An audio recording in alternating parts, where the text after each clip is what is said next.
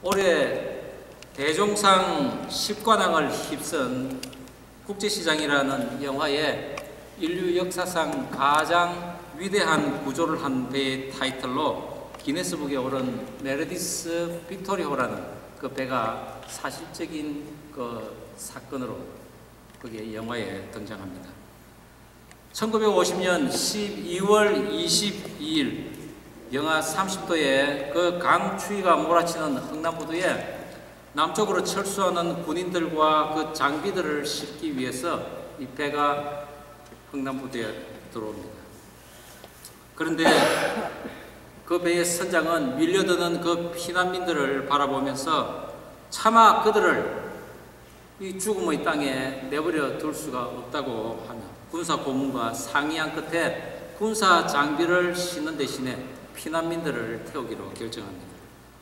공상군의 포화 소리가 점점 가까워지는 가운데 무려 13시간 40분의 그 시간 동안 그곳에 나온 14,000명의 피난민들을 모두 태우고 메르디스 빅토리호는 흥남부두를 빠져나옵니다.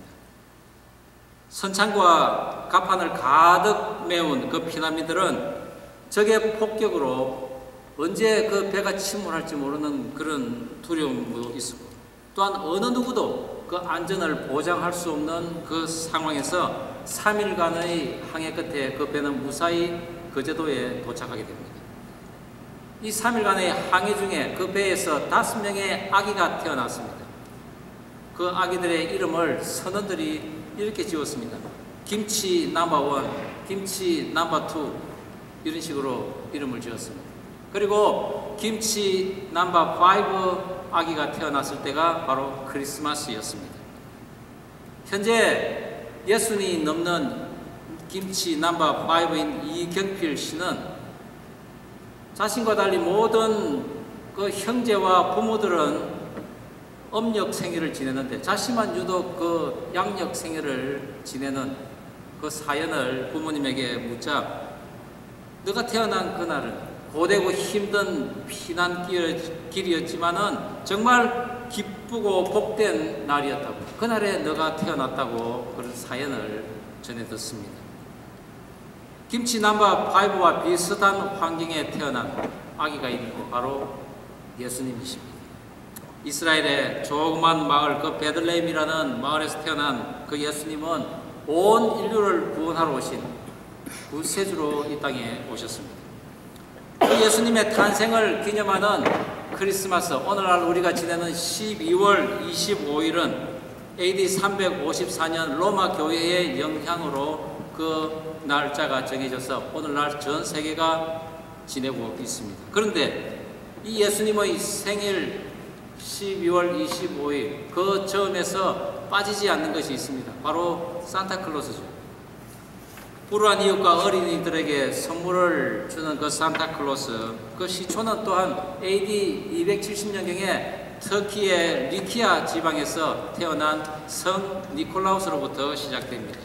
그는 어릴 적 부모가 막대한 유산을 남기고 돌아가시자 그 돈으로 고아와 과부 그리고 억울한 제명으로 죽음에 있는 그런 사람들을 구해냅니다. 그리고 돈이 없어서 창녀로 팔려갈 것 같은 그런 세 자매를 사연을 듣고 그 집 창에 황금 주머니 3개를 던져주었다는 일화가 있습니다. 그 후 그는 주교가 되어서 예수님을 전하는 삶을 살다가 하늘나라로 갔는데, 그 사람의 그 업적을 기리기 위해서 사람들은 예수님이 태어난 그 크리스마스 전후로 해서 불우한 이웃에게 남몰래 선물을 전해주는 그런 풍습이 생겼습니다. 그리고 라틴어로 상투스 니콜라우스라는 그의 이름이 미국으로 건너오면서 산타클로스가 된 것입니다. 많은 사람들에게 사랑과 선행의 본이 되신 예수님은 하나님의 계시와 선지자의 그 예언대로 태어나셨는데, 그 구원자가 이 땅에 오시기까지는 많은 준비가 있어야만 했습니다. 하늘에서의 준비, 그리고 땅에서의 준비입니다. 그리고 하나님께서는 그 일이 하나님께서 사람들에게 보이기 원하셨던 일이라는 것입니다. 저는 오늘 인류를 구원하러 오신 가장 위대한 구원의 배이신 예수님의 그 탄생을 준비하는 거기에는 어떤 것들이 있는지 그것을 통해서 크리스마스의 의미를 되새기고자 합니다. 예수님의 탄생에 대한 준비, 그 첫 번째는 하늘에서의 준비입니다. 이사야서 본문 7장 14절 말씀 다시 한번 한 목소리로 읽어보겠습니다. 그러므로 시작. 그러므로 주께서 친히 징조를 너에게 주실 것이라. 보라, 처녀가 잉태하여 아들을 낳을 것이요 그 이름을 임마누엘이라 하리라. 하나님이시면서 육신의 몸을 입고 오신 이 땅에 구원자로 오신 그 예수님께서는 하늘의 큰 준비가 오랜 역사 속에서, 그리고 그 예수님을, 그 메시아를 간절히 바라는 그 믿음의 사람의 마음에, 그리고 오랜 기다림 속에 시작되었습니다. 하나님께서는 그 준비를 사람의 언어로, 그리고 사람의 모습을 통해서 이 땅으로 예수님을 보내신 것입니다. 하나님께서는 구약 성경을 통해서 예수님의 탄생과 예수님의 이 땅에서의 그 구원 사역에 대해서 계시와 예언을 하셨는데 332개에 달하는 그 예언을 천사와 선지자, 그리고 하나님을 사랑하는 그 사람들의 꿈과 이상을 통해서 이루셨습니다. 그 중에 191의 예언이 성취되었다고 신학자인 해밀턴은 이야기를 하고 있습니다. 아직 이루어지지 않은 예언은 현재 진행형이요, 그리고 미래 완료형이라는 것입니다. 이 같은 예언이 적힌 성경은 다 예수님에 대한 말씀입니다. 그래서 1.1획도 더하거나 감해서는 안 된다고 성경은 이야기하고 있습니다.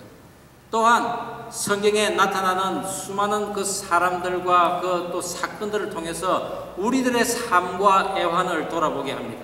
그리고 또한 나의 믿음은, 하나님에 대한 나의 믿음은 승리하는 삶인지 아니면 실패한 삶인지를 또한 알게 한다는 것입니다. 하나님의 영이신 그 성령의 감동하심으로 지어진 이 성경이야말로 그래서 하늘로부터 준비되어 온 가장 위대한 준비라는 것입니다. 그 성경의 시작은 태초에 하나님이 천지를 창조하시니라 라고 시작하고 있습니다. 그것은 곧 이 세상의 창조자는 하나님이시라는 것입니다.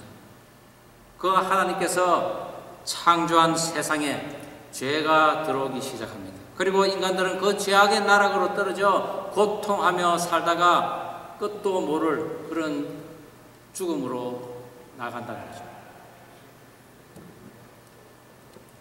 그런데 하나님께서는 성경에 분명히 말씀을 하고 있습니다. 하나님의 그 형상대로 지어진 인간과 하나님 사이의 그 이간질하는 그 사단이 바로 악의 본질이라는 것입니다. 창세기 3장 15절 말씀에 내가 너로 여자와 원수가 되게 하고 내 후손도 여자의 후손과 원수가 되게 하리니 여자의 후손은 내 머리를 상하게 할 것이요 너는 그의 발꿈치를 상하게 할 것이니라 하시고, 이 말씀을 신학적인 용어로는 원시 복음이라고 합니다. 최초의 복음 말씀이라는 거죠. 에덴 동산에서 선악과를 따먹게 한 그 사단에게 하나님께서 말씀하셨습니다. 너는 여자의 후손, 즉 이 땅에 오실 그 예수님과 너는 적이 될 것이라는 것입니다. 그리고 그 예수님은 너의 머리를 상하게 할 것이며 너는 그 예수님의 발꿈치를 상하게 한다. 그것은 곧 이 땅에 예수님이 오시면서 십자가를 지는 그 치욕은 당하시겠지만은 결국은 너의 머리를 밟는 그런 승리자의 모습으로 오신다는 것입니다. 그리고 마침내 그 예언이 하나님의 백성 중 믿음이 신실한 그 마리아에게 임했는데 그 사건은 하나님의 오랜 기다림의 시간 속에 이루어진 것입니다. 그 예수님은 예언대로 떡 그리고 양식의 집이라는 베들레헴에서 태어나셨습니다. 하나님께서는 우리가 양식이 필요하다는 것을 아시고 육적인 양식뿐만 아니라 예수님에게 나아가면은 결코 굶주리지 않고 결코 목마르지 않는 영혼의 양식을 주시겠다고 약속하셨습니다. 저는 우리 모두가 그 예수님에게 다가가 육의 양식뿐만 아니라 영의 양식도 받는 그런 은혜가 있기를 간절히 바랍니다. 그런데 오늘날은 어떻습니까? 그런 양식들 필요 없다는 것입니다. 돈만 있으면 된다는 세상이 되어가고 있습니다. 어느 리서치에서 중고등학생들을 대상으로 조사를 했다고 합니다. 10억을 주면은 너는 감옥에 갈 수 있겠냐? 대부분의 학생이 감옥에 가겠다고 했습니다. 그런데 질문을 합니다. 감옥에 얼마나 있어야 됩니까? 라고 합니다. 돈은 필요한데 또 이래 감옥에 갇히기는 싫은 것입니다. 무엇입니까? 이것은 우리가 돈이 아무리 많다고 해서 결코 자유롭지 않다는 것입니다. 평생 감옥에 갇히고 있으면 100억이든 1000억이든 무슨 소용이 있습니까? 그것은 곧 우리가 암만 돈이 많아도 사단의 굴레에 쌓여 있으면 결코 행복이 없고 아무런 자유함이 없다는 것입니다. 그래서 요즘 커플들은 결혼해서도 아기를 낳지 않는다고 합니다. 돈 때문입니다. 출산해서 아기를 키우고 그리고 대학까지 졸업을 시키면 3억이 든다고 합니다. 그 이후에 결혼식을 시키면 또한 혼수에 많은 비용이 들어갑니다. 아이를 낳는 것 그 자체가 그만 두려움이 되어버린 세상이 되었습니다. 그만큼 돈의 위력은 우리의 그 가능성의 한계를 정해버렸습니다. 그리하여 우리에게 우리의 영혼이 어디에 있는지, 우리의 창조주는 어떤 분이신지, 우리는 어디에서 나고 어디로 가야 하는지를 생각지 못하게 하는 것입니다. 단지 신을 찾는데 우상을 찾는 것입니다. 성경에서는 하나님께서 자신을 분명하게 밝히셨습니다. 내가 이 세상을 창조했다고 말합니다. 그 계시대로 하늘로부터 그 하나님의 아들이신 예수님이 성령으로 잉태하여 우리의 죄를 위하여 십자가를 지시고 돌아가신 후 3일 만에 부활하셔서 하늘로 올라오시고 다시 마지막 날에 이 땅에 오셔서 우리와 함께 천년 왕국을 통치한다는 그런 것을 믿는 단체가 바로 우리 크리스찬이라는 것이죠. 그 하나님께서는 언제나 우리와 함께 있겠다고 약속을 하셨습니다. 그것이 바로 하늘의 준비인 것입니다. 처녀가 아들을 낳으리니 임마누엘이라 하리라. 임마누엘이라는 단어는 하나님이 함께 하시다라는 의미입니다. 즉 예수님이 태어나시기 700년 전에 선지자 이사야를 통해 메시아가 태어날 것이며 그분은 우리와 함께 하실 것이라고 이미 하늘로부터의 준비가 됨을 말씀하셨습니다. 그런데 그분이 바로 하나님이시라는 것입니다. 이렇듯 오랜 시간 하늘에서는 그 주님의 탄생을 위해 준비하고 있는데 이 땅에서는 어떻습니까? 그 사실을 모르는 사람들은 크리스마스 휴일에 세상 풍조를 따라 먹고 마시고 파티를 즐깁니다. 그렇지만 그 예언을 믿고 하나님을 사랑하는 그 사람들은 니콜라우스처럼 그 예수님의 그 아름다운 덕을 기리고 또한 그분의 생애에 행했던 사랑, 고아와 과부를 돌보고 병든 자를 고치고 그리고 이웃을 돌보는 그런 천국 복음을 전파하는 것입니다. 이것이 바로 하나님이 나와 함께 하신다는 것입니다. 여러분은 과연 어떤 삶을 사시겠습니까? 세상 풍조에 따라 먹고 마시고 떠들썩한 파티를 즐기며 사시겠습니까? 그리고 죽음 이후에는 아무것도 바랄 수 없는 그런 인생을 사시겠습니까?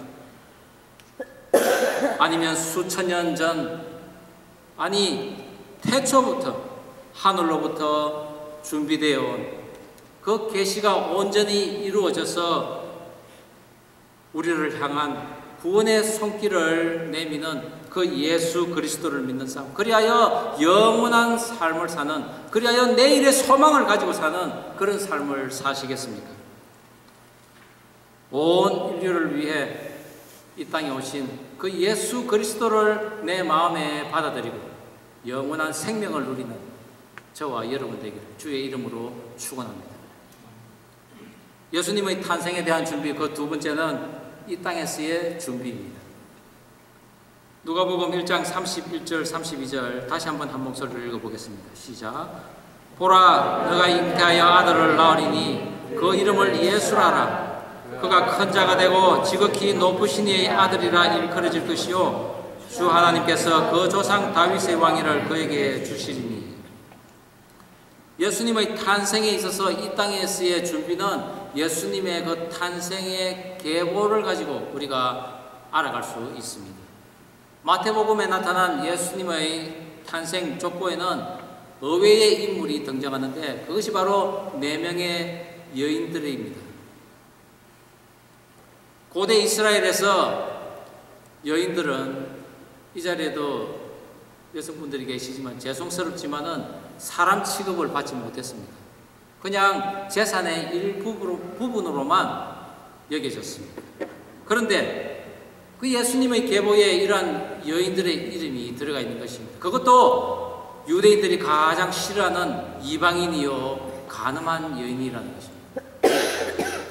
시아버지로부터 임신한 다말, 그리고 기생 라합, 또한 다윗이 살인을 저지르면서까지 차지했던 유부녀 바세바, 그리고 또한 모압 땅의 이방 여인 룻. 이들은 당시 사회에서 결코 인정을 받을 수 없는 그런 떳떳지 못한 비천한 자의 모습입니다.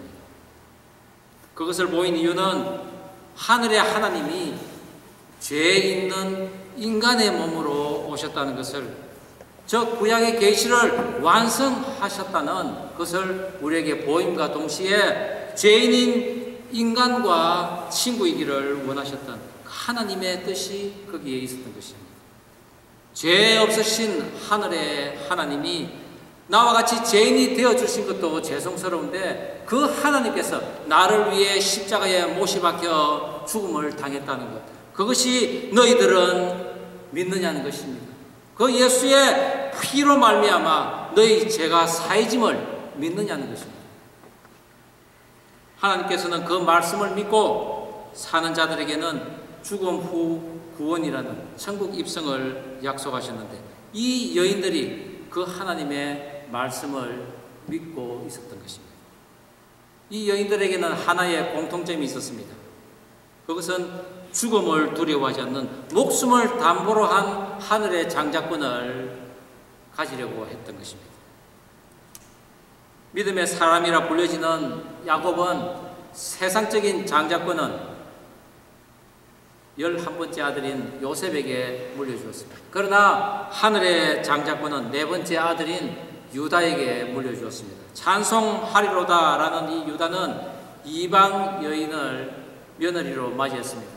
그런데 아들의 악한 행위로 인해 2 아들이 죽자 나머지 그 막내 아들을 구하기 위해서 며느리 다말을 친정으로 보냅니다. 당시 계대 결혼이라는 풍습이 있었는데 장자가 죽고 나면은 그 나머지 형제들을 통해서 후사를 본 후에 그 후사에게 장자의 모든 권한과 또한 그 유산을 물려준다는 것입니다. 그런데 친정에 간 다말이 한참을 기다려도 소식이 없습니다. 그러다 마침내 변장을 하여서, 그것도 신전 창녀로 변장을 하여서 시아버지인 유다에게 접근을 합니다. 그리고 그에게 화대로 도장과 끈과 지팡이를 받습니다. 그리고 임신을 합니다. 다말이 받았던 것은 바로 장자의 정표였던 것입니다. 우리나라에도 아들이 없는 형제에게 아들을 양자로 입적하는 방법이 있지만 당시에 과부나 여인이 간음을 했다가는 돌로 맞아 죽을 죄를 짓는 것입니다. 그러나 이방 여인 다말은 그러한 죽음을 무릅쓰고 장자를 이어갈 소망이 있는 여자였습니다. 얼마 후 며느리 다말이 임신했다는 소식을 들은 유다가 불같이 화를 내며 그를 끌어내어 불에 태우라고 명령을 합니다.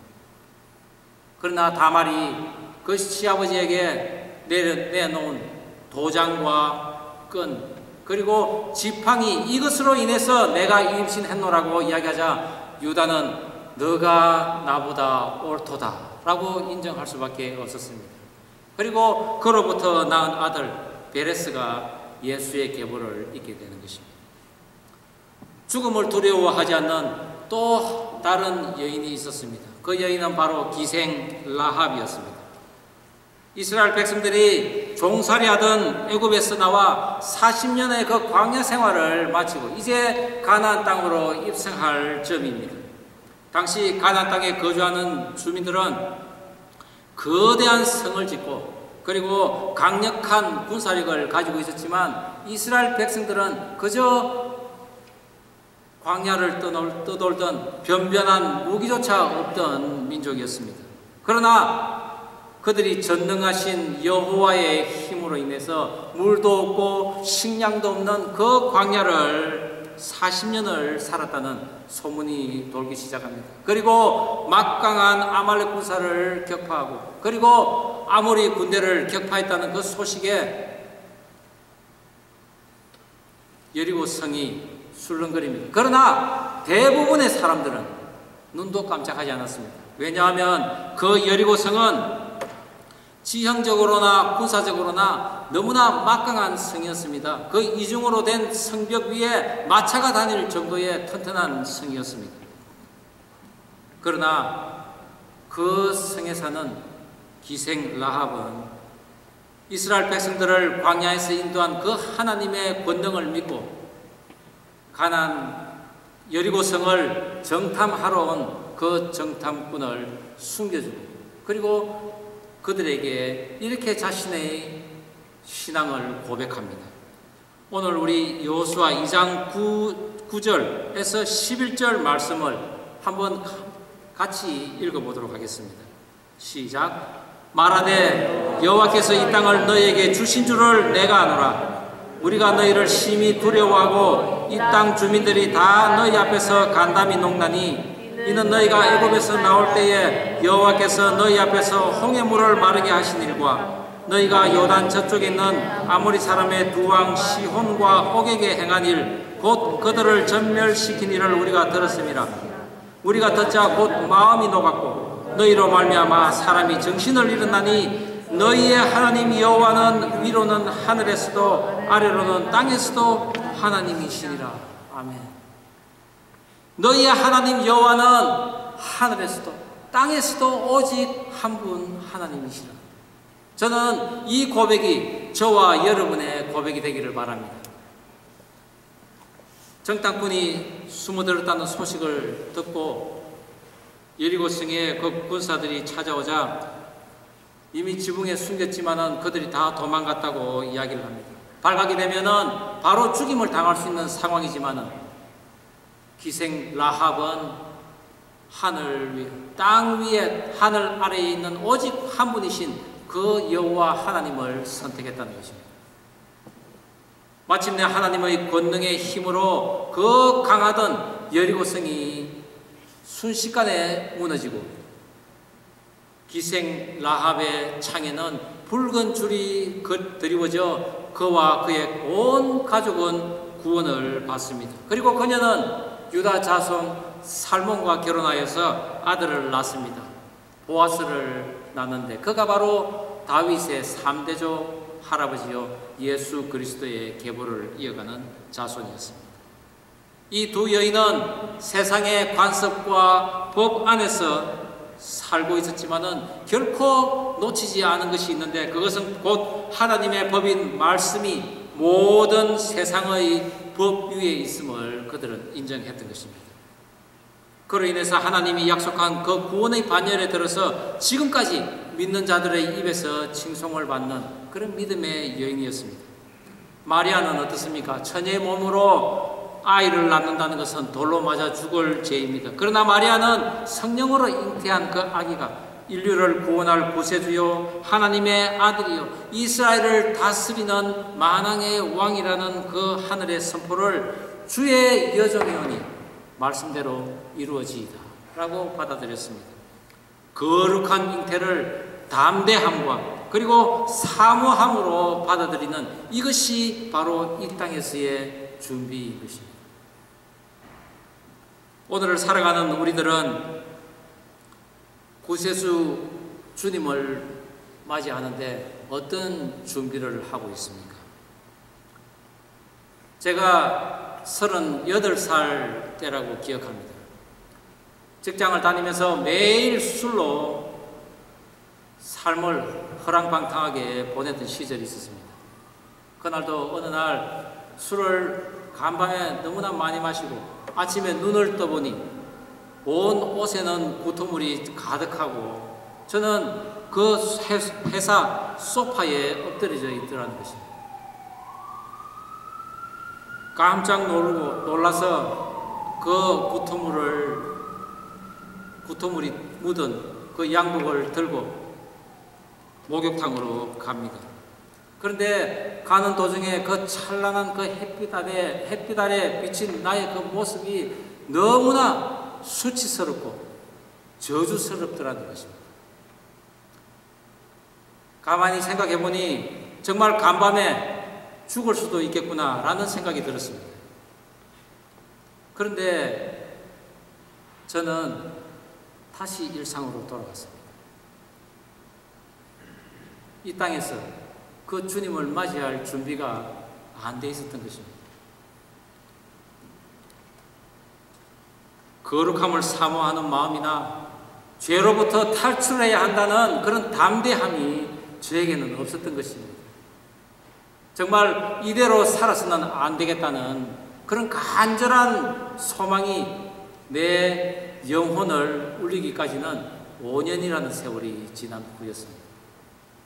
43살 때 처음으로 교회를 나가고 16년의 그 회사 생활과 지사장이라는 그 직함도 얻어보았지만은 그 삶을 계속 이어갈 자신이 없었습니다.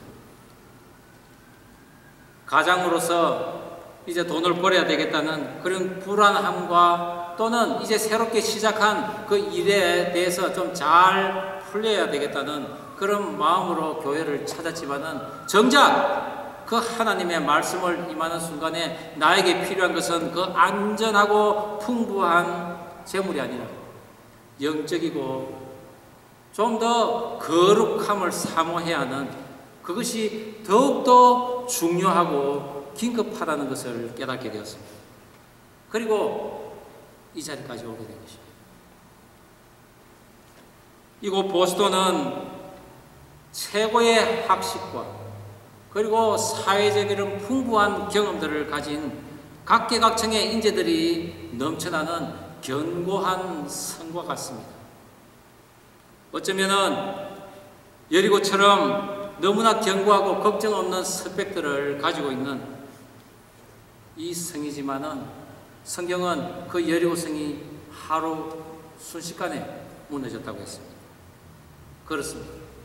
세상은 언제나 우리를 빨리 가라고, 높이 올라가라고, 그리고 많이 움켜쥐라고 채찍질을 하고 있습니다.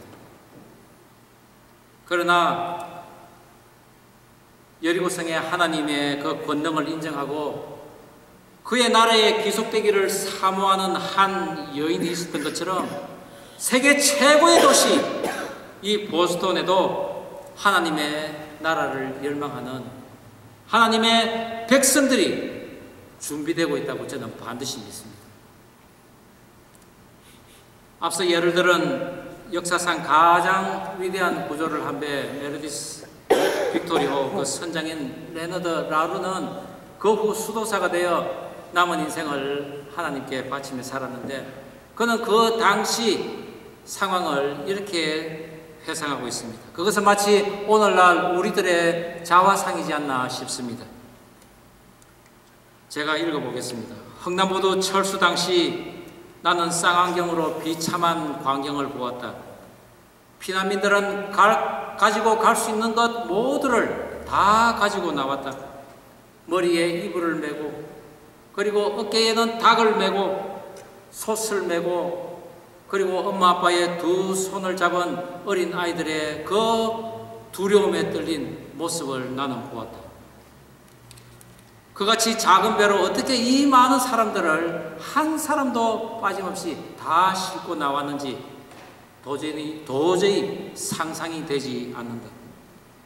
비록 그해 크리스마스는 황량하고 차가웠지만 그 바다 위에는 하나님의 손길이 우리의 배의 키를 쥐고 계셨다. 그리고 그 어떤 명확하고 틀림없는 메시지가 나에게 다가왔다. 여기에 있는 어떤 영혼 하나라도 결코 잃지 않으리라. 지금 이 자리에 앉아 계신 여러분에게 하나님의 음성이 들리기를 바랍니다. 여기에 모인 영혼들 어느 한 사람도 내가 잃지 않으리라. 하늘에서 준비하신 하나님의 구원 계획이 제가 이곳 보스턴까지 와서 교회를 개척한 이유였습니다. 그리고 온 지구촌 열방의 젊은이들이 사람들이 모여 사는 이곳에서 주님을 만나 구원받기를 원하는 마음으로 지구촌 방주교회라고 교회 이름을 지었습니다. 주님의 몸된 이 교회가 과연 이곳에서 세워지기를 하늘로부터 준비가 되어 있다면 오늘 이 자리에 다 모이신 여러분 모두가 세상에서 가장 큰 구원의 배 예수 그리스도의 배에 승선하여서 영원히 복된 삶을 살아갈 수 있는 저와 여러분 되기를 주의 이름으로 축원합니다. 기도하시겠습니다.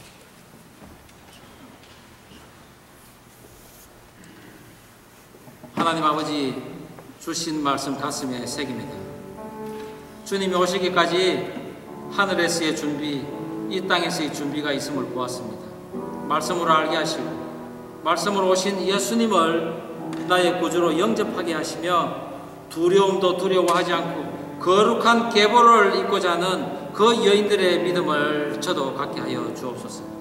그리하여 나를 위해 죽으신 그러나 온 인류를 살리신 예수 그리스도의 배를 타고 영원한 삶을 사는 우리 모두가 되게 하여 주시옵소서. 감사드리오며 예수님 이름으로 기도드립니다. 아멘.